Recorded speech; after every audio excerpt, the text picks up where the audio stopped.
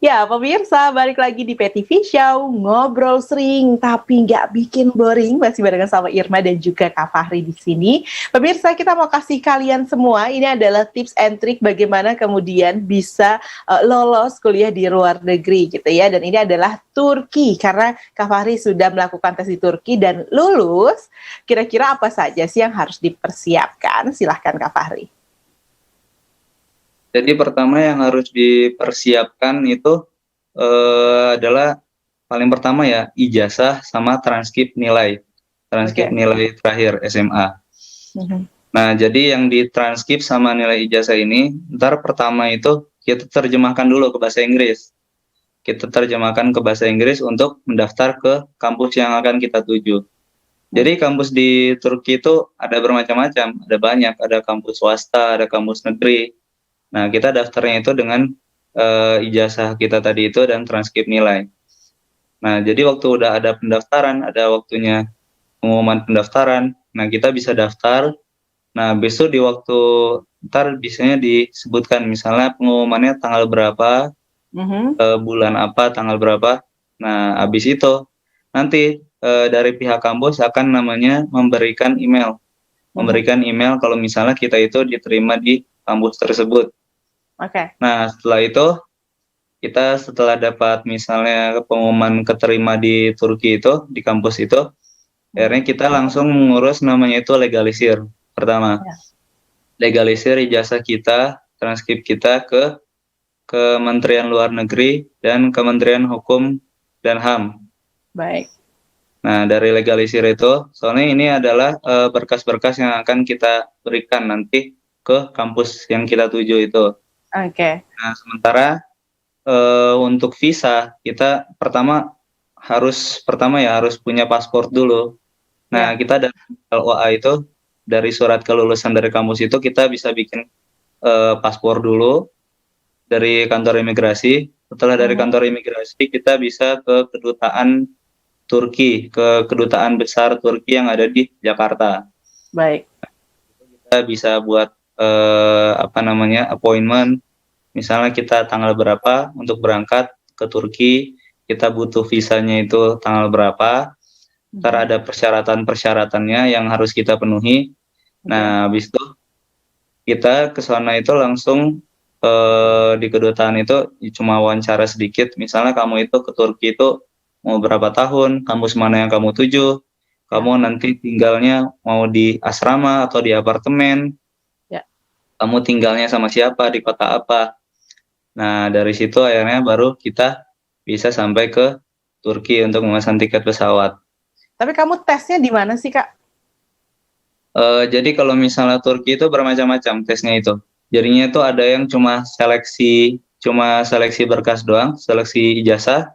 Ya. Jadi kita cuma ngirim ijazah kita, nah sama pihak kampus itu diseleksi, ini keterima atau enggak orang ini. Nah, bisa ada yang juga lewat lewat Baik. ujian. Oke. Dan itu by online atau ada perwakilan di Indonesia atau seperti apa? Jadi kalau misalnya yang ujian tulis itu menurut saya itu online, setahu saya. Oke. Nah, jadinya itu kalau misalnya saya itu lewatnya jalur seleksi berkas. Oke.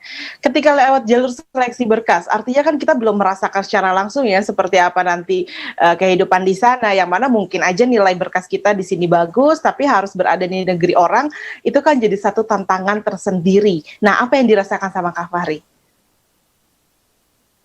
Jadi saya waktu lagi udah di Turki itu, ya pertama yang harus kita tahu itu ya misalnya adaptasi kita misalnya di Turki itu kayak gimana. Misalnya kita juga harus misalnya mencukupi misalnya kita itu kehidupan sehari-hari itu seperti apa. Ya. Misalnya uang yang kita butuhkan itu gimana. Iya. Nah, bisa saya waktu lagi pertama di Turki itu yang pertama harus diurus itu pertama adalah misalnya nyari apartemen dulu. Nyari apartemen dulu, habis itu mengurus berkas-berkas yang akan kita serahkan ke kampus. Jadi di Turki itu kita harus terjemahin lagi ijazah kita ke bahasa Turki. Oke. Nah, habis baru kita kasih ke kampus. Nah, Nah, nah dari waktu bagaimana yang Kak, kalau Kak Fahri sendiri, bagaimana Kak Fahri mendapatkan informasi bahwa ini masih buka? Tadi kan memang dari kakak kelas gitu ya, tapi ya, untuk berkas-berkas yang diperlukan, nah ini informasinya Kak Fahri mendapatkannya dari mana? oke. Jadi kalau misalnya yang berkas-berkas itu, jadi kalau misalnya ke Turki itu sekarang itu banyak orang yang menyediakan lewat jasa agen. Ya, Yaitu banyak yang ke Turki itu lewat jasa agen. Jadinya kalau misalnya jasa agen itu kita semua pengurusannya itu dibantu oleh orang lain. Jadinya kita ya, tinggal ngasih-ngasih berkas kita dibantu diurusnya oleh orang agen ini. ya. Nah, tapi kalau misalnya saya itu saya lewat jalur mandiri, tapi saya dibantu oleh orang IKPM, Oh, alumni-alumni dari Pondok Gontor yang ada oke. di Turki. Baik, baik, baik. Berarti sebenarnya banyak cara begitu ya ketika kita menginginkan sesuatu. Nah, sekarang ketika Kak Fahri sudah merasakan beradaptasi dengan negara Turki gitu ya, apakah ini juga melebihi dari ekspektasi kamu atau bagaimana? Jadi pertama waktu sampai ke Turki itu yang saya rasakan ya itu langsung dingin. Oke. Oh, ini juga jadi harus harus jadi pertimbangan ya. Kita harus benar-benar mengenal tempat atau kota yang kita tuju di negara tersebut gitu ya. Karena cuaca dan seperti itu juga benar-benar harus jadi pertimbangan. Kalau nanti kejadiannya kayak Kak Fahri dan misalnya tidak kuat dingin, maka kita akan mendapatkan masalah baru, bahkan masalah ketika kita baru saja sampai di negara tersebut. Jadi masalah cuaca pemirsa itu juga harus dipertimbangkan. Ketika kita ingin kuliah ke luar negeri, semua-muanya seharusnya dipersiapkan. Mulai dari kita mengenal kotanya dan juga berkas-berkas apa yang kita perlukan. Di sana kita akan berkomunikasi dengan siapa yang kemudian bisa membantu kita. Nah, Kak Fahri terakhir, apa pesan-pesan Kak Fahri terhadap para pemuda-pemudi yang ingin melanjutkan pendidikan ke luar negeri? Jadi kalau misalnya menurut saya itu, saya dapat juga dari kakak kelas saya yang sebelumnya itu misalnya kuliah di Madinah, di Turki, di Mhm. Mesir. Yang saya ambil misalnya seperti ini. Hampir jadi ilmu itu sebenarnya di semua tempat itu sama. Tapi gimana kamu itu bisa mendapatkan ilmu itu? Gimana kamu bisa menyerap ilmu itu setelah dari lulus itu? Ya. Kalau misalnya kamu kuliah di luar negeri tapi kamu masih di bawah standar daripada orang kuliah di Indonesia, itu untuk apa?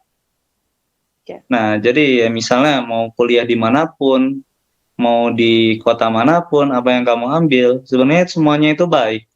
Tapi gimana kamu yang ngambilnya itu tersebut? Oke.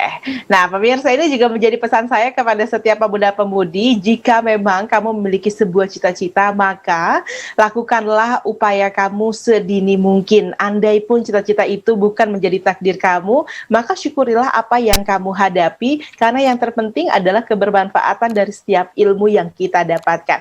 Terima kasih Kak Fahri sudah bergabung bersama dengan kita, sukses terus di sana, tetap jaga kesehatan pastinya karena kamu jauh dari rumah. Dan pemirsa semuanya tetap jaga kesehatan juga, tetap berbahagia, dan terima kasih sudah menyaksikan PTV Show di televisi Muhammadiyah. Semoga kami juga bisa terus menghadirkan program-program yang terus bisa mencerdaskan anak bangsa. Sampai jumpa. Assalamualaikum warahmatullahi wabarakatuh.